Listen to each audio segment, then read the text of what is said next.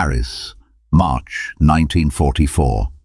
The city is starving, blacked out, and occupied, and on a quiet street near the Arc de Triomphe, the neighbors keep smelling something burning that shouldn't be. When the fire brigade finally breaks down the cellar door at number 21 Rue Le Sueur, they find a coal furnace roaring at full heat and human remains inside it and scattered across the floor around it.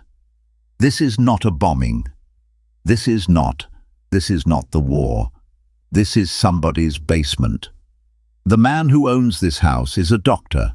For 2 years, under a different name, he has been selling something more valuable than food or gold in an occupied city. A way out.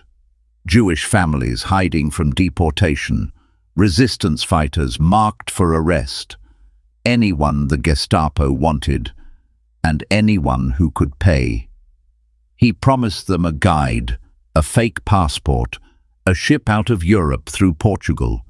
What he actually built was a locked, soundproofed room with a peephole in the door, and not one of the people who walked into it was ever seen again. And here's the part that still doesn't sit right, even 80 years later. When the manhunt for this man becomes the biggest in France, he doesn't run to the countryside or cross a border. He puts on a uniform, joins the very people hunting him, and spends the summer interrogating prisoners as one of them. This is the story of the doctor who sold freedom he never intended to deliver, and who hid from justice inside the one place no one thought to check. To understand Marcel Petiot, you have to go back before the war, before Paris, to a small Burgundy town called Villeneuve-sur-Yonne, where he is, by most accounts, a genuinely gifted doctor. Petiot is troubled from the start. A difficult childhood, a first psychiatric evaluation at 17, a stint stealing morphine and supplies from fellow wounded soldiers during his own convalescence in the First World War. None of it stops him from finishing medical school in 1921 and building, in Villeneuve, a genuinely popular small-town practice. He is likable. He makes house calls at odd hours, and in 1926, the town elects him mayor. The pattern that follows him to Paris starts here, in miniature. A young woman he'd been having an affair with, the daughter of one of his patients, disappears in 1926. As mayor, he's suspended for fraud in 1930, restored, then loses his council seat entirely for stealing electricity from the town he governs. And 2 of his patients die under circumstances local doctors find strange enough to whisper about. One of them shortly after accusing Petiot of a crime. Nothing sticks. No charge survives. By 1933, with the ground getting too warm in Villeneuve, Petiot relocates to Paris and opens a new practice. Within a year, another patient, a young woman treated for a minor infection, is dead. An autopsy quietly noting morphine levels that don't match her prescription. Paris, a much bigger pond, simply swallows the story. He becomes, once again, a well-liked doctor with well-off patients. Then Germany invades, and the ground shifts under everyone in France at once.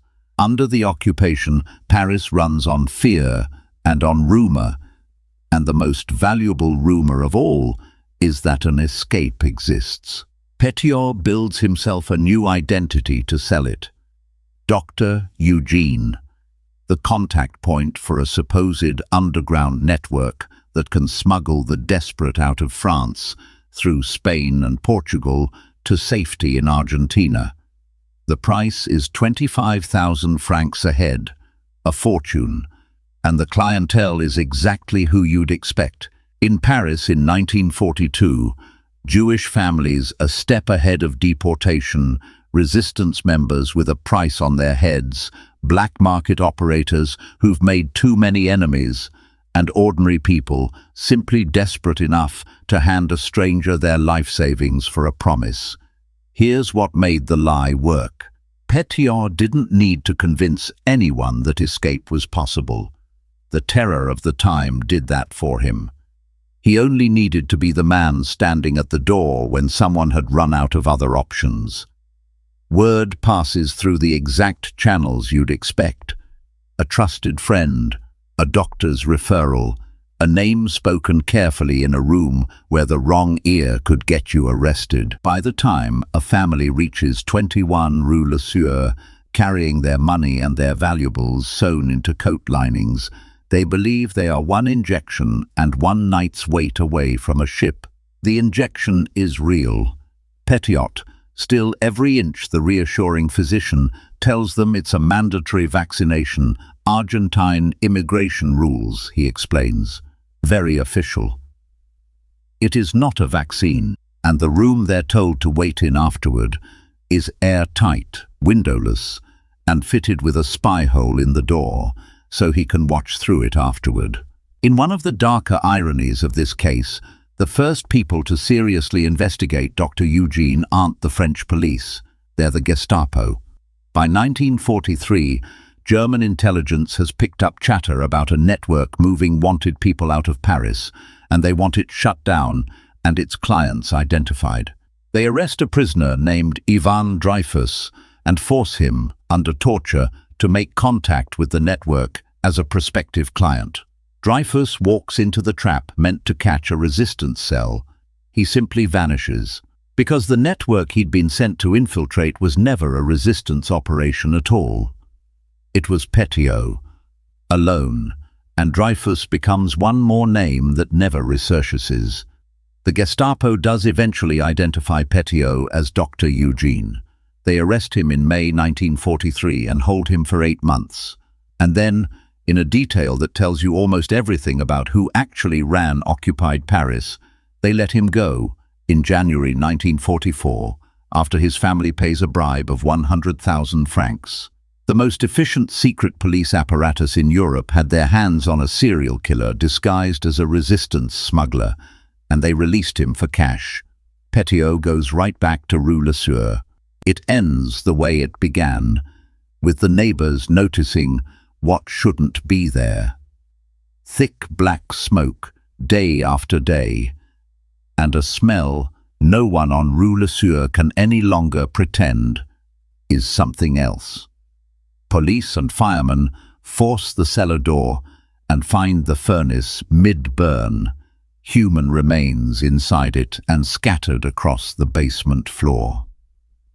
And then, while the investigation is still forming, a man arrives at the scene, calm, well-dressed, and tells the officers exactly what they should believe. He identifies the house as his brother's. And the bodies, he explains, quietly, are Germans and collaborators, enemies of France, executed by his own resistance cell, who'd simply been using the property to dispose of them. In 1944 Paris, that story doesn't just sound plausible.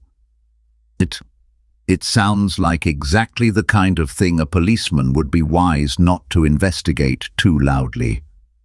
He asks them, essentially, to let the matter drop for the good of France, and then he walks away from his own crime scene and disappears.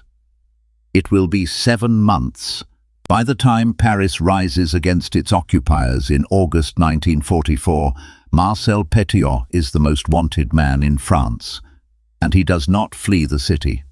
He does something almost impossible to invent.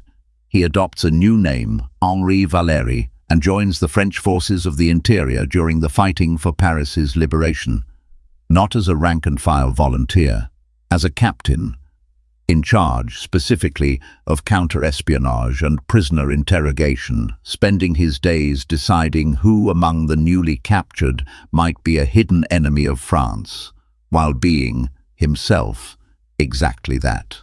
For weeks, the man France is hunting for the murders at Rue Le Sueur sits inside its liberation government's own security apparatus, questioning other people's loyalty. It cannot last.